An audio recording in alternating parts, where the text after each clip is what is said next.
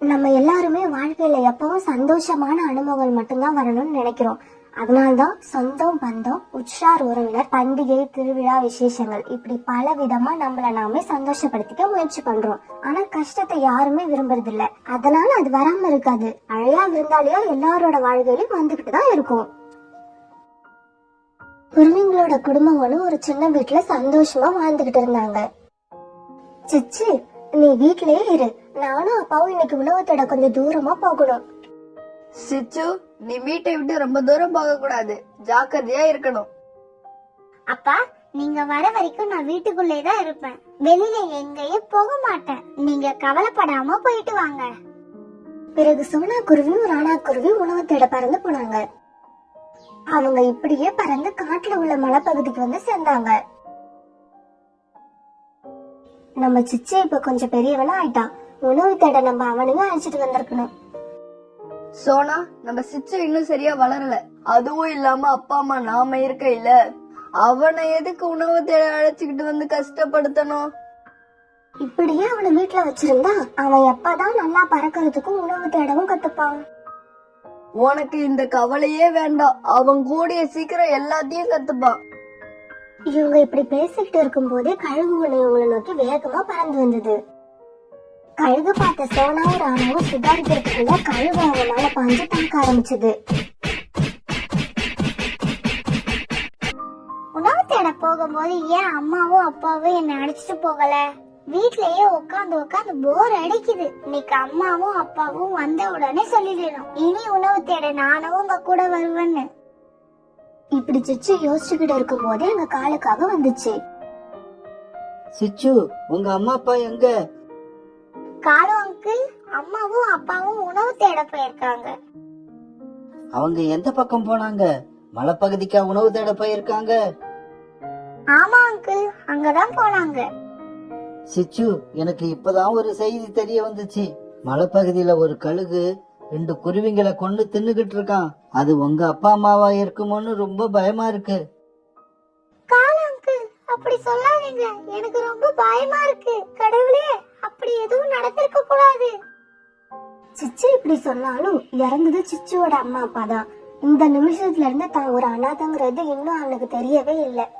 இந்த சமயத்துல பூராவும் சிச்சு வீட்டுக்குள்ள வேகமா வந்துச்சு. சிச்சு, சிச்சு, உங்க அப்பா அம்மா. புறா அங்கிள், அம்மாவுக்கும் அப்பாவுக்கும் என்னாச்சு? சிச்சு, உங்க அப்பா அம்மாவை மலைப்பகுதியில ஒரு கழுகு கொண்டு தின்னுடுச்சு. அப்பா, அம்மா, உங்களோட சிச்சுவை மட்டும் தனியா விட்டுட்டு எங்க போனீங்க? இந்த சிச்சு நீங்க இல்லாம இந்த உலகத்துல எப்படி இருப்பான்? சிச்சு இப்படி அழுதுகிட்டே இருக்க ராத்திரி ஆயிடுச்சு. சிச்சு, ராத்திரி ஆயிடுச்சு. இப்படி அழுதுகிட்டே இருந்தா என்ன அர்த்தம்? நீ என் கூட வா. இன்னைக்கு ராத்திரி என் கூட்டுல தங்கி அடுத்து என்ன பண்ணலாம்னு யோசிக்கலாம். இல்ல காலங்கள், நான் வரல. என்னால இப்ப எந்த முடிவுக்கும் வர முடியல. காலையில தான் நான் என்ன பண்ணலாம்னு முடிவு பண்ண போறேன். சிச்சு, சரி, உன் இஷ்டப்படியே செய். காலையில நான் மறுபடியும் வருவேன். அப்ப உன் முடிவு என்னன்னு சொல்லு. இப்ப நீ அழாம தூங்கணும். நம்மளோட வாழ்க்கையே இப்படி நிரந்தரம் இல்லாத வாழ்க்கைதான். இப்படி சொல்லிட்டு காகமும் புறாவும் அங்க இருந்து பறந்து போச்சுங்க. சிச்சுவோ ராத்திரி பூரா அழுதுகிட்டே இருந்துச்சு. காலு, சிச்சு ரொம்ப அழுது இருக்குமே, பாவம் அது. இந்த சின்ன வயசுல அதால எப்படி இதை தாங்கிக்க முடியும்? பார்க்க ரொம்ப பாவமா தான் இருக்கு. சோனாவும் ராணாவும் சிச்சுவை ரொம்ப செல்லமா வச்சிருந்தாங்க. ஒரு நாள் கூட உணவு தேட அழைச்சிட்டு போனதே கிடையாது. அம்மா அப்பா 2 பேரும் ஒரே சமயத்துல இறந்ததுதான் ரொம்ப கொடுமையான விஷயம். மறுநாள் பொழுது விழுந்துச்சு. புறா கண் விழிச்ச உடனே நேரா சிச்சு வீட்டுக்கு போச்சு. சிச்சு, நான் உணவு தேட போறேன். நீயும் என் கூட வா. நான் உனக்கு எல்லாத்தையுமே கத்து தரேன். புறா அங்கிள், நீங்க என்னோட அப்பாவுக்கு நல்ல நண்பர் தானே? எனக்கு ஒரு உதவி செய்வீங்களா? சொல்லு சிச்சு, உனக்கு என்ன உதவி செய்யணும்? என்னோட தாத்தா வீடு தூரமா உள்ள ஒரு காட்டுல இருக்கு. அப்பா அம்மா கூட சில தடவை அங்க போயிருக்கேன். ஆனா எனக்கு வழி ஞாபகம் இல்ல. என்ன அங்க கொண்டு போய் விட்டீங்கன்னா நான் அங்கே இருந்துருவேன். சிச்சு, உன்னோட இந்த முடிவு நல்ல முடிவு தான். உங்க அப்பா அம்மா கூட நானும் அங்க பல தடவை போயிருக்கேன்.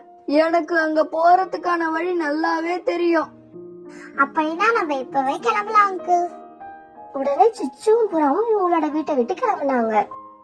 புறாவும் சிச்சுவும் இப்படி பறந்து போய்கிட்டு இருக்கப்ப சிச்சுவோட பார்வை அங்குள்ள ஒரு மரத்து மேல பட்டுச்சு. அந்த மரத்துல சிச்சு அம்மாவோட ரெக்க ஒண்ணு ரத்தத்தோட இருந்துச்சு. புறா அங்கிள், இந்த ரெக்கைய பாருங்க, இது எங்க அம்மாவோடது. இத பாருங்க, எவ்வளவு ரத்தம். இப்படி ரத்தம் வரும்போது எங்க அம்மாக்கு ரொம்ப வலிச்சிருக்கும் தானே. பிறகு சிச்சு அம்மாவோட அந்த ரெக்கையை எடுத்துக்கிட்டு தாத்தா வீட்டை நோக்கி பறந்து போச்சு. சிச்சு தாத்தாவை பார்த்த உடனே அவரோட தோல்ல சாஞ்சுக்கிட்டு அழ ஆரம்பிச்சது. சிச்சு, சிச்சு, ஏன் அழுகுற? புறா தம்பி, என்னப்பா ஆச்சு? தாத்தா, தாத்தா, அம்மாவையும் அப்பாவையும் நேத்து ஒரு கழுகு தின்னுடுச்சு. நேத்துல இருந்து என் மனசுல ஒரு இனம் புரியாத பயம் இருந்ததே. கடவுளே, அது இதுக்குதானா? சோனாவை போய் ஒரு தடவை பார்த்துட்டு வான்னு மனசு சொல்லிக்கிட்டே இருந்துச்சு. அதுவும் இதுக்குதானா? தாத்தா, நடக்க கூடாதது நடந்துருச்சு. இது வரைக்கும் நம்ம காட்டுல கழுகே இருந்ததில்ல. இந்த கழுகு எப்படி வந்தது, எங்க இருந்து வந்ததுன்னு ஒண்ணுமே புரியல. ஆனா சோனாவும் ராணாவும் இப்ப நம்ம கிட்ட இல்ல. அப்புறம் தாத்தா, நான் கிளம்புறேன். எனக்கு கொஞ்சம் வேலை இருக்கு.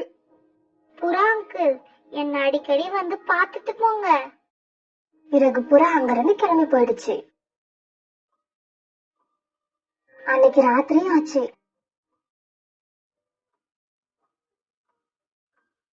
சிச்சு தான் தாத்தாவோட நெஞ்சில தலை வச்சு படுத்துக்கிட்டான்.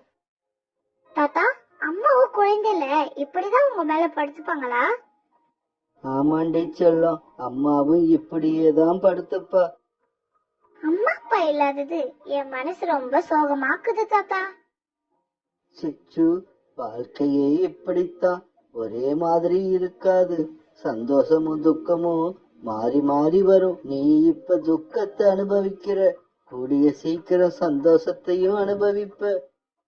தாத்தா கூட இப்படி பேசிக்கிட்டே சிச்சு தூங்கிட்டான். மறுநாள் பொழுது விழுந்துச்சு. சிச்சு, நீ வீட்ல இரு, நான் போய் உனக்கு உணவு தேடிக்கிட்டு வரேன். இல்ல தாத்தா, நானும் வருவேன். வீட்லயே இருந்தா என்னால எதையும் கத்துக்க முடியாது. பிறகு தாத்தா கூட உணவு தேட சிச்சுவும் போச்சு. இப்படியே கொஞ்ச நாட்கள் ஓடின.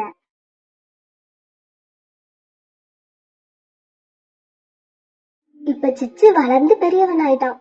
அவன் பார்க்கவும் ரொம்பவும் அழகா இருந்தான். அவன் உணவு தேடுறது, கூடு கட்டுறது, இப்படி எல்லா வேலைகளையும் கத்துக்கிட்டான்.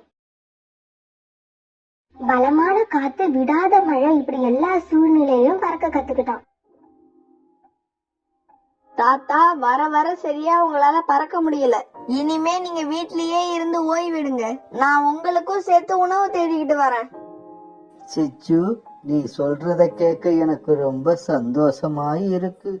அப்புறம் ஒரு விஷயத்த மறந்துடாத, எங்க தானியங்கள் அதிகமா கிடைக்குதோ அங்க ஆபத்து இருக்குன்னு அர்த்தம். தாத்தா, நீங்க சொன்னதை நான் எப்பவும் மறக்க மாட்டேன். இப்படி சொன்ன சிச்சு உணவு தேட கிளம்பி போச்சு. இப்படி போன சிச்சு உணவு எடுத்துக்கிட்டு வர வழியில ஓய்வெடுக்க ஒரு மரத்துல உட்கார்ந்துச்சு. இப்படி உட்கார்ந்த சிச்சு எதையோ யோசிச்சுக்கிட்டு இருக்கப்ப ஒரு பெண் பறவை வேகமா அவன்கிட்ட வந்தது. சீக்கிரம் இந்த இடத்தை விட்டு கிளம்பு, கழுகு ஒண்ணு பின்னாடியே வந்துட்டு இருக்கு. அந்த பறவை இப்படி சொன்ன உடனே சிச்சுவும் வேகமா அந்த பறவை பின்னாடியே பறந்து போனான். ரெண்டு பேரும் கழுகு கிட்ட இருந்து தப்பிக்க வேற வழி இல்லாம ஒரு புதார் காட்டுக்குள்ள மறைஞ்சிட்டாங்க. தேடி வந்த கழுகு ரெண்டு பேரும் காணாம ரொம்ப ஏமாற்றமாயிடுச்சு. இப்பதான இங்க பார்த்தேன், அதுக்குள்ள எங்க போனாங்க? சிச்சுவும் அந்த குருவி உயிரை கையில பிடிச்சுக்கிட்டு அந்த கழுகைய பாத்துக்கிட்டு இருந்தாங்க. கொஞ்ச நேரம் இப்படியும் அப்படியும் பார்த்த கழுகு பிறகு பறந்து போயிடுச்சு. கழுகு பறந்து போன கொஞ்ச நேரம் கழிச்சு ரெண்டு பேரும் அந்த புதரை விட்டு வெளியே வந்தாங்க. உங்க பேர் என்ன? என் பேரு மாயா. மாயா, உனக்கு எப்படி நன்றி சொல்றதுன்னே தெரியல. நீ என் உயிரையே காப்பாத்திருக்க. நன்றி சொல்றதெல்லாம் இருக்கட்டும், உங்க பேர் என்ன? என் பேர் சிச்சு. நான் இங்க என் தாத்தா வீட்ல இருக்கேன். சிச்சு இப்ப தன்னோட கதைய மாயா கிட்ட சொன்னான். உங்க கதையும் என் கதை மாதிரியே இருக்கு. உங்களுக்காவது தாத்தா இருக்காது, எனக்கு யாருமே கிடையாது. நான் தனியா தான் வாழ்ந்து வரேன். அப்ப அம்மா அப்பா இல்லாதவங்க எவ்வளவு கஷ்டப்படுவாங்கன்னு நம்ம 2 பேருக்குமே தெரியும். சரி, போனது போகட்டும். நீ என் கூட வா, எங்க தாத்தாவை உனக்கு அறிமுகப்படுத்தி வைக்கிறேன். பிறகு 2 பேரும் சிச்சு வீட்டை நோக்கி பறந்து போனாங்க. சிச்சு, உன் கூட வந்திருக்கிறது யாரு? தாத்தா, இவங்க பேரு மாயா. நான் வீட்டுக்கு வர வழியில ஒரு கழுகுக்கு இரையா இருப்பேன். மாயா தான் என்னோட உயிரை காப்பாத்துச்சு. அதனாலதான் உங்ககிட்ட அறிமுகப்படுத்தலாம்னு அழைச்சுக்கிட்டு வந்தேன். மாயா, உன் வீடு எங்கம்மா இருக்கு? தாத்தா, என் வீடு இந்த காட்டுல இருக்கிற நதிக்கு வடக்கு பக்கம் இருக்கு. இப்ப சிச்சு மாயா 2 பேருமே நெருங்கிய நண்பர்கள் ஆயிட்டாங்க. எங்க போனாலும் 2 பேரும் ஒன்னாவே போனாங்க, ஒன்னாவே வந்தாங்க. வாழ்க்கையில 2 பேரும் முதலா சந்தோஷத்தை அனுபவிக்க தொடங்கினாங்க. இவங்களை தொடர்ந்து கண்காணிச்சுக்கிட்டு வந்த தாத்தா சிச்சுவுக்கும் மாயாவுக்கும் கல்யாணம் பண்ணி வச்சாரு. என் செல்லங்களே, நீங்க 2 பேருமே சின்ன வயசுல அம்மா அப்பாவை இழந்து ரொம்ப துன்பத்தை பார்த்திருக்கீங்க. இனி உங்களுக்கு கிடைக்கிறது எல்லாமே இன்பமாவே இருக்கும்.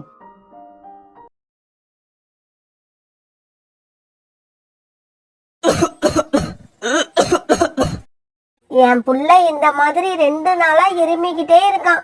இவரு என்னடான்னா எந்த கவலையும் இல்லாம படுத்து தூங்கிக்கிட்டே இருக்காரு. அம்மா அம்மா, இருமி இருமி எனக்கு நெஞ்செல்லாம் வலிக்குதுமா. டேய், இவரை நம்பினா வேலைக்கு ஆகாது. நீ வா, நான் உன்னை டாக்டர் கிட்ட அழைச்சிக்கிட்டு போறேன். இப்படி சொன்ன கோரிக்காகும் ஜக்குவை தூக்கிட்டு பறந்து டாக்டர் ஹாஸ்பிட்டலுக்கு பறந்து போச்சு. டாக்டர், என் பையனுக்கு 1 வாரமா இருமல் இருந்துகிட்டே இருக்குது. நானும் என்னென்னமோ செஞ்சு பார்த்துட்டேன், இருமல் நிக்கவே இல்ல. ராத்திரி எல்லாம் தூங்காம இருமிக்கிட்டே இருக்கான். அப்படியா? அவன் அந்த பெட்ல படுக்க வைங்க. பிறகு பறந்து டாக்டர் பெட்ல படுத்திருந்த ஜக்குவை நல்லா செக் பண்ணி பார்த்தாங்க. கோரி, இது குளிர்காலத்துல சாதாரணமா எல்லாருக்கும் வர பிரச்சனை தான். அதனால பயப்படுறதுக்கு ஒண்ணும் இல்ல. நான் கொடுக்கற மருந்த கொடுங்க. அப்புறம் அது கூட சேர்த்து ஒரு 3 நாளைக்கு அவிச்ச முட்டை கொடுங்க. டாக்டர், இதையெல்லாம் கொடுத்தா என்னோட பையனுக்கு இருமல் போயிடும் தானே? நான் சொன்னதெல்லாம் கரெக்டா செஞ்சா இருமல் கண்டிப்பா போயிடும். டாக்டர், நீங்க சொன்னது எல்லாத்தையும் செய்யறேன். என் பையனை விட்டு இந்த இருமல் போனா போதும். இப்படி சொன்ன கோரிக்காகும் பிறகு ஜக்குவை தூக்கிட்டு தன்னுடைய வீட்டுக்கு பறந்து போச்சு. வீட்டுக்கு போன ஜக்கு மறுபடியும் இரும்ப ஆரம்பிச்சான். ஜக்குவோட இருமல் சத்தம் கேட்ட காலுக்காகவும் எந்திரிச்சு உட்காந்தது. காலுஜி, நம்ம பையனுக்கு தொடர்ந்து 3 நாள் அவிச்ச முட்டை கொடுக்கணும்னு பறந்து டாக்டர் சொல்லிருக்காங்க. சீக்கிரமா போய் முட்டை வாங்கிக்கிட்டு வாங்க. என்னது, முட்டை வாங்கிக்கிட்டு வரணுமா? முட்டை வாங்குறதுக்கு என்கிட்ட பணம் இல்ல. எங்க அம்மா பேச்ச கேட்காம உங்களை கல்யாணம் பண்ணது எவ்வளவு பெரிய தப்புன்னு எனக்கு இப்பதான் தெரியுது. நமக்கு இருக்கிறது ஒரே புள்ள, அவனுக்கு முட்டை வாங்கறது கூட உங்களால சம்பாதிக்க முடியலன்னா நீங்க எதுக்கு இருக்கீங்கன்னு எனக்கு தெரியல. இங்க பாரு கோரி, இதுக்கு மேல நீ ஒரு வார்த்தை கூட பேசக்கூடாது. உனக்கு முட்டை தானே வேணும், இரு, நான் போய் வாங்கிக்கிட்டு வரேன். இப்படி சொன்ன காலுக்காகவும் வீட்டை விட்டு வெளியே பறந்து போச்சு. கையில 1 ரூபா கூட இல்ல. நாம எப்படி முட்டை வாங்குறது? சரி, புறாவோட கடையில போய் கடன் சொல்லி ஒரு முட்டை வாங்கிக்கிட்டு போவோம். புறா, ஒரு முட்டை என்ன விலை? ஒரு முட்டை 20 ரூபா. என்னது, ஒரு முட்டை விலை 20 ரூபாயா? இங்க பாரு காலு, என்கிட்ட இருக்கிறதுலாம் சாதாரண முட்டை இல்ல, நாட்டுக்கோழி முட்டை. அதனாலதான் இந்த விலை. சரி, முட்டையோட விலை 20 ரூபாயோ 50 ரூபாயோ எவ்வளவு வேணாலும் வச்சுக்க. எனக்கு இப்ப ஒரு முட்டை கொடு. இந்த முட்டைக்கு நாளைக்கு வந்து பணம் தரேன். நான் இந்த முட்டைய கடனுக்கு வாங்கிக்கிட்டு வந்து வைக்கல, ரெடி கேஷ் கொடுத்து வாங்கியிருக்கேன். அதனால என்னால இந்த முட்டைய கடன் கொடுக்க முடியாது. உடனே ஏமாற்றமான காலுக்காகவும் அங்கிருந்து பறந்து போச்சு. இப்படி கொஞ்ச தூரம் பறந்து போன காலுக்காகவும் ஒரு கூட்டுல ஒரு முட்டை மட்டும் தனியா இருக்கிறத பாத்துருச்சு. அத பார்த்த காலுக்காகவும் உடனே அந்த கூட்டுக்கிட்ட போய் உட்கார்ந்தது. இந்த கூடு ரீட்டா கிளியோட கூடு. அப்பன்னா இந்த முட்டையும் கிளியோட முட்டையா தான் இருக்கும். வேற வழியே இல்ல. கோரியோட வாயை மூடணும்னா இந்த முட்டையை இப்ப எடுத்துக்கிட்டு தான் போயாகணும். ரீட்டா, என்ன மன்னிச்சிரு. இப்படி நினைச்ச காலுக்காகவும் பிறகு இந்த பக்கமும் அந்த பக்கமும் பார்த்தது. யாரும் அந்த இடத்துல இல்லைங்கிறத உறுதி செஞ்சுக்கிட்ட காலுக்காக பிறகு ரீட்டா கிளியோட முட்டையை எடுத்துக்கிட்டு தன்னோட வீட்டுக்கு பறந்து போச்சு. காலுஜி, இந்த முட்டையை எங்க இருந்து வாங்கிட்டு வந்தீங்க? என்ன இது அதிசயமா கேள்வி கேக்குற? எல்லாரும் எங்க இருந்து முட்டை வாங்கிட்டு வருவாங்களோ அதே மாதிரிதான் புறாவோட கடையில இருந்து நான் முட்டை வாங்கிட்டு வரேன். ஒரு முட்டையோட விலை 20 ரூபாய். இந்த புறாவுக்கு இப்ப பேராசை அதிகமாயிடுச்சு. 20 ரூபாய் பணத்தை வாங்கிக்கிட்டு குருவி முட்டை மாதிரி இருக்கிற இந்த சின்ன முட்டைய கொடுத்துருக்கு. என்னது, குருவி முட்டை மாதிரி இருக்கா? நல்ல வேளை கிளி முட்டை மாதிரி இருக்குன்னு சொல்லல. பிறகு கோழிக்காக அடுப்பை பத்த வச்சு காலுக்காக எடுத்துட்டு வந்த முட்டைய அவிக்க ஆரம்பிச்சது. பிறகு அந்த முட்டையை எடுத்து ஜக்குவுக்கு சாப்பிட கொடுத்துச்சு. சாப்பிடுறா ஜக்கு, நல்லா சாப்பிடு. உங்க அப்பா எப்படியும் இன்னும் 2 நாளைக்கு உனக்கு முட்டை வாங்கிட்டு வந்து கொடுப்பாங்க. கோரி, நான் வாங்கிக்கிட்டு வந்து கொடுக்கற நிலைமையில இல்ல. யார் கூட்டுல இருந்தாவது எடுத்துக்கிட்டு வந்து கொடுக்கற நிலைமையில தான் இருக்கேன். போச்சு போச்சு, என்னோட முட்டை போயிடுச்சு. முட்டைய கூட்டுல வச்சுட்டு தண்ணி குடிக்கிறதுக்காக இப்பதான் போனேன். அதுக்குள்ள யாரோ என்னோட முட்டைய திருடிக்கிட்டு போயிட்டாங்க. தன்னோட கூட்டுல இருந்த முட்டை இப்ப திருட்டு போனதை நினைச்சு ரீட்டாக்கிளி ஆய ஆரம்பிச்சது. இப்படி கொஞ்ச நேரம் ஆயுத ரீட்டாக்கிளி பிறகு சோனா குருவியை பார்க்க பறந்து போச்சு. சோனா சோனா, என்னோட முட்டையை யாரோ திருடிட்டாங்க.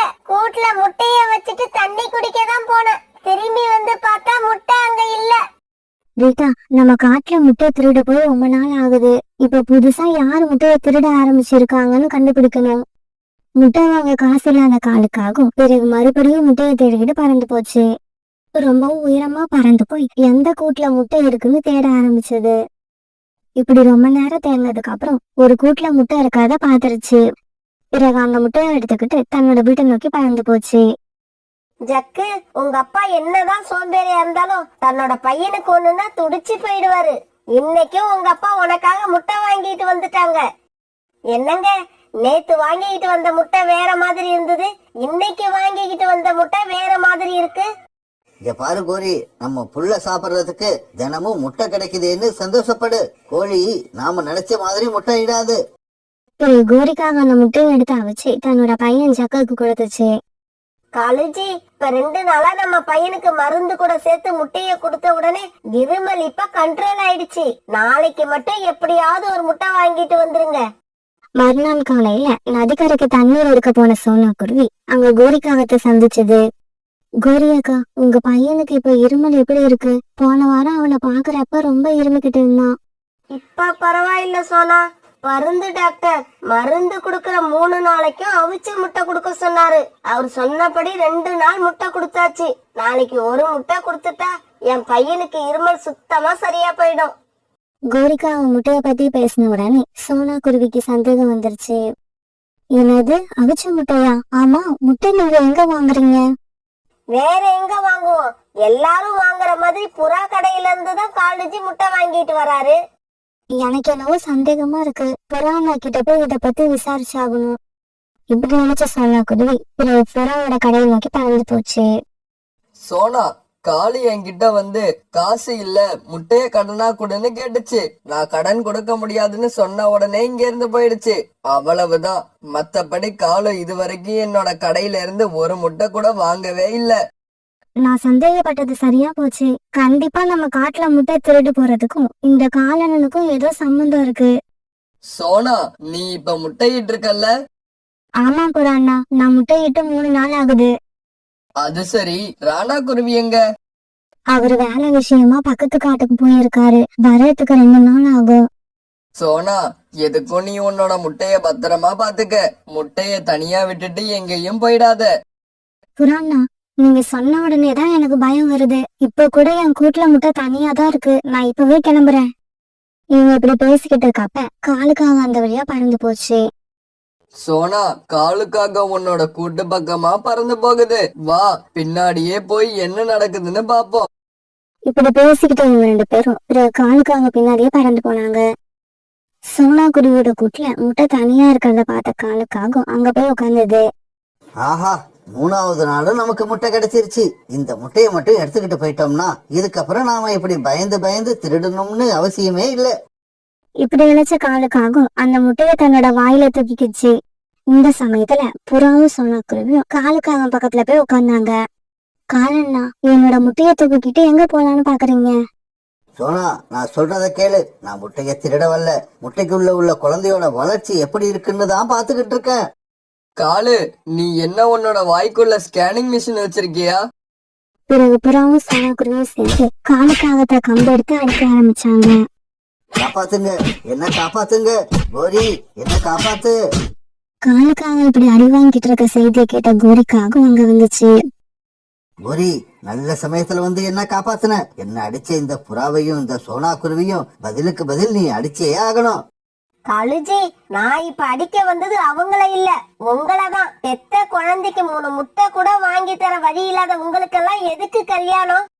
இப்படி கேட்ட கோரிக்காக காலுக்காக அடிக்க ஆரம்பிக்க புறாவும் சோனாக்குருவியும் அதை பார்த்து சிரிக்க ஆரம்பிச்சாங்க.